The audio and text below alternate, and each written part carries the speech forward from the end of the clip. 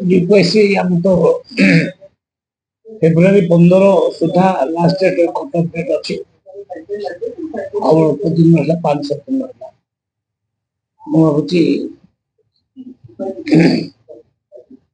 वर्तमान सुधा 37,89,496 जन लोक ईकेवाईसी करना आज सुधा तो आम अपेक्षा करवा ईकेवाईसी सरला डिसेम्बर ଯେତିକି ସ୍ଥିଗର ଥିଲା ଅତିରିକ୍ତ ସମୟ ମଧ୍ୟ ସରକାର ଦେଇଥିଲେ କିଛି ଜାଗାରେ ଅଭିଯୋଗ ଆସିଲା କରିପାରିନଥିଲେ ଭାବୁଛନ୍ତି କି ଯେତିକି ସମୟ ଭିତରେ 40 ଲକ୍ଷ ପାଖାପାଖି ଉପରେ ରହିଥିଲା ଯେତେବେଳେ ଆପଣ ଦେଇଥିଲେ ଆ ଭିତରେ ସଂଖ୍ୟା ଆଉ ଅଧିକ ନ ବଢିବା ସେ ଭାବୁଛନ୍ତି କଣ ଇଙ୍ଗିତ କରୁଛି ମୁଁ ତ ଭାବୁଛି ଆଉ କିଛି କରିବେ ବାରମ୍ବାର ରିକ୍ୱେଷ୍ଟ କଲା ପରେ ଲୋକମାନେ ବହୁତ ଡେରି କରୁଛନ୍ତି ରିକ୍ୱେଷ୍ଟ କରୁନାହାନ୍ତି ଆଉ ଆମର ଲାଷ୍ଟ ତ ଏପ୍ରିଲ 15 ଅପେକ୍ଷା କରିବା ତାପରେ ଯେଉଁମାନେ ନ କରିବେ ଆମେ ତାଙ୍କୁ ବାଧ୍ୟ ହେଇକି କାଟିବାକୁ ପଡ଼ିବ ଏବଂ ସେଇ ଜାଗାରେ ନୂଆ ଲୋକମାନଙ୍କୁ ଦେବୁ ଯେଉଁମାନେ ଆପ୍ଲାଏ କରିଛନ୍ତି 6 ଲକ୍ଷ ଆପ୍ଲାଏ ହେଇଛି ଆହୁରି ପୋର୍ଟାଲ ଖୋଲି ଦିଆଯିବ ପୋର୍ଟାଲ ଖୋଲିଦେଲେ ଆଉ ଯେଉଁ ଆପ୍ଲାଏ କରିବେ ସମସ୍ତଙ୍କୁ ଦିଆଯିବ ଯେତିକି ଲୋକ କରୁନାହାନ୍ତି କଣ କାରଣ କଣ ହେଇପାରେ ସେମାନେ ତା ଭିତରୁ କିଛି ଲୋକ ଜାଣୁଛନ୍ତି ସେମାନଙ୍କର ଇନକମ୍ ଟିକେ ଅଧିକା ଥିବ ଆଉ କିମ୍ବା ଚାକିରି ଫାକିରି କରିଥିବେ ସେଇ କାରଣରୁ ସେମାନେ ଆସୁନାହାନ୍ତି ସେମାନେ ଗୋଟେ ଟାଇପ୍ର ସରେଣ୍ଡର କରୁଛନ୍ତି ଆମେ ଭଲ ସରେଣ୍ଡର କରିଥିବାଟା ଭଲ କାରଣ ଯେଉଁମାନଙ୍କର ଅଧିକା ଇନକମ୍ ଅଛି ସେମାନେ ସରେଣ୍ଡର କରିଦିଅନ୍ତି ବୋଲି ମୁଁ ଅପିଲ କରିଛି ଆଉ ସେ ଅପିଲକୁ ବି ବହୁତ ଲୋକ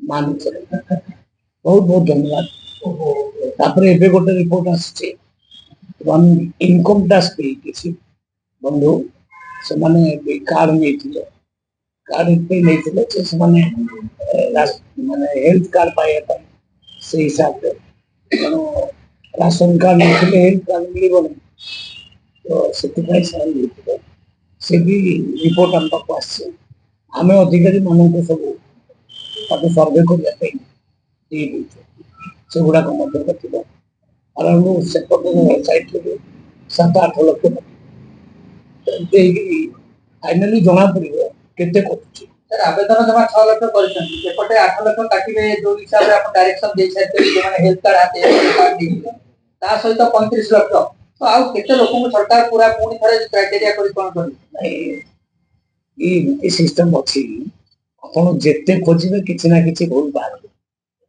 ଯେତେ ଖୋଜିବେ କିଛି ବନ୍ଧୁମାନଙ୍କର ଫୋନ ବି ଆସୁଛି ଆଜ୍ଞା ଆମ ଘରେ ଆମ ଗାଁରେ 2-4 ଜଣ ବାଣ ଅଛନ୍ତି ଭଲ କାର ଫାର ଚଳୁଛନ୍ତି ଆସନ୍ତି ପାଇଛନ୍ତି ଆଉ ତାଙ୍କ ପାଇଁ କିଛି ଆକ୍ସନ ଆପଣ ନେଉନାହାନ୍ତି ମୁଁ ଏଠୁ କହୁଛି ଏମିତି ଭାଇ ତମେ ଲିଖିତ ଆକାରରେ ମତେ ଦେଲେ ସିନା ମୁଁ କଣ କରିବି ଖାଲି ଓଭର ଟେଲିଫୋନ ମୋ ନମ୍ବର କୋଉଠୁ ପାଇଯାଉଛ ଫୋନ କରିଦଉଛ ତେଣୁ ଯେତେ ଖୋଜିଲେ ସେତେ ମିଳିବ ଇଏ ବ୍ୟବସ୍ଥା ଏମିତି ହେଇଯାଇଛି ଧୀରେ ଧୀରେ ଆମେ ସଫା କରିବାକୁ ଚେଷ୍ଟା କରୁ 15 ପରେ ସରକାର ଆଉ ବଢେଇବେ କି ଗୋଟିଏ ଦଫା ତ ବଢେଇ ସାରିଛନ୍ତି ସମୟ ନାଇଁ ଆମେ କେମିତି ବଢଉଛୁ ପବ୍ଲିକ ରିକ୍ୱେଷ୍ଟ କଲେ ଆମେ ବଢଉଛୁ ପବ୍ଲିକ ଯଦି କୋଉଠି ରହିଗଲା ଆଜ୍ଞା ମୁଁ କୌଣସି କାରଣରୁ କରିପାରିଲି ନାହିଁ ଆମେ ଏଇ କେୱାଇସି ର ସମୟ ସୀମା ବଢଉଛୁ କିନ୍ତୁ ମୁଁ ଭାବୁଛି ଏଥରକ କେହି ସେମିତି ରିକ୍ୱେଷ୍ଟ କରୁନାହାନ୍ତି ବା କିଛି ଆଉ ପ୍ରୋବ୍ଲେମ ଆସୁନାହିଁ ଆଗରୁ ଯେମିତି ଡେଲି 100-200 ଫୋନ ଆସୁଥିଲା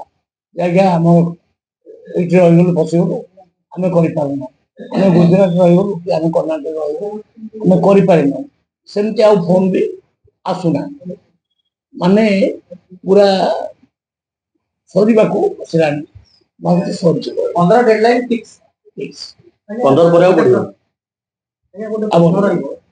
ଅଫିସର ମାନେ କୁହନ୍ତୁ ସରକାର ଚାକିରି କରିଥାନ୍ତି ବା ଆୟକର ଦଉଥିଲେ ଏଇ ଯୋଉ ସଂଖ୍ୟା ରାଜ୍ୟର ବର୍ତ୍ତମାନ ସୁଦ୍ଧା କେତେ ବାହାରିଲେଣି ମାନେ ମାନେ ମୋର ଅପିଲ କଲା ପରେ ତ 12,000 ଖଣ୍ଡେ ପଡିଛନ୍ତି ମୁଁ ଯେତେବେଳେ ଅପିଲ କଲି 12,000 ଖଣ୍ଡେ ପଡିଛନ୍ତି କିଛି ଲୋକ ବି ଆଉ ଆସିଲେନି ରିପ୍ଲେସ୍ କରିବା ପାଇଁ ସେ ସରକାରଙ୍କ ମାଇଣ୍ଡ ସେଟ୍ ବୁଝିଗଲେ ଯେ ଏଥରକ ଇନକମ୍ ଟ୍ୟାକ୍ସ ଦେଇ ବା ଚାକିରି କରିଥିବା ଲୋକମାନେ କାର୍ଡ ପାଇବେ ନାହିଁ ସରକାର ଏଇଟା ନିଶ୍ଚିତ କରିଛନ୍ତି ସେ କାରଣରୁ ସେମାନେ ମଧ୍ୟ ଗୋଟେ ଟାଇପ୍ର ଏଇ 37,85,000 ଏ ଗୋଟେ ଟାଇପ୍ର ସରେଣ୍ଡର। ଏକ ଲୋକ କ'ଣ କୁଆଡ଼େ ପଳେଇଲେଣି କି? ଲୋକ ଅଛନ୍ତି, ସେମାନେ କରିବେ ନାହିଁ ବୋଲି ମାଇଣ୍ଡ ମେକଅପ୍ କରିଛନ୍ତି। ମୁଁ ଭାବୁଛି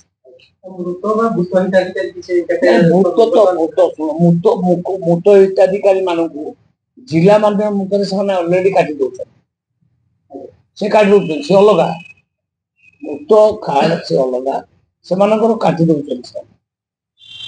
ସାର୍ ସରକାର ଯୋଉ ଅପିଲ କଲା ପରେ ଯଦି କିଏ ସରେଣ୍ଡର କଲେ ନାହିଁ, ଥିଲା ବାଲା ଲୋକ ପରବର୍ତ୍ତୀ ଅବସ୍ଥାରେ ଆସୁଛି କମ୍ପ୍ଲେନ, ଏମିତି ଆସିଲେ ସରକାର କଠୋର ହେବେ କି? କାରଣ ଅପିଲ ସମୟ ଭିତରେ ହେଲା ନାହିଁ। ନିଶ୍ଚିତ ସରକାର କଠୋର ହେବେ। ଯଦି କହିଲା ପରେ ବାରମ୍ବାର ନ ଫେରିଲେ ତାହେଲେ ନିଶ୍ଚିତ ଭାବେ ସରକାର କଠୋର ହେବେ, କାର୍ଯ୍ୟାନୁଷ୍ଠାନ ମଧ୍ୟ ଗ୍ରହଣ କରିବେ। ଏଇଟା ଦୀର୍ଘ ଦିନ ଧରିକି ଚାଲି ଆସିଛି, ତାକୁ ଆମେ ଏଥରକ ବହୁତ ପରିମାଣରେ କଣ୍ଟ୍ରୋଲ କରିଛୁ। ଆଉ ଯୋଉମାନେ ଖଟଣି ଛଟଣି କରୁଛନ୍ତି ବାରମ୍ବାର ଅପିଲ କରୁଛି, ଖଟଣି ଛଟଣି କରନ୍ତୁ ନାହିଁ। କୃଷକମାନେ ବାରମ୍ବାର ଅପିଲ କରୁଛି, ଆପଣ ମାନେ ଭଲକିରି ଶୁଖେଇକିରି ଛାଡ଼ିକିରି ଏବେ କି ମାନବ ଧାନ ଆଣନ୍ତୁ। ସବୁ କହିଲା ପରେ ବି ଏବେ ବି ସେଟା ପୁରା କଣ୍ଟ୍ରୋଲକୁ ଆପଣଙ୍କୁ ଆସିପାରିନି। ଏଇଟା ମୁଁ ସତ୍ୟ ମାନିବାରେ କିଛି ଅସୁବିଧା ନାହିଁ, କିନ୍ତୁ ବହୁ ପରିମାଣରେ କଣ୍ଟ୍ରୋଲ ହେଇପାରିଛି।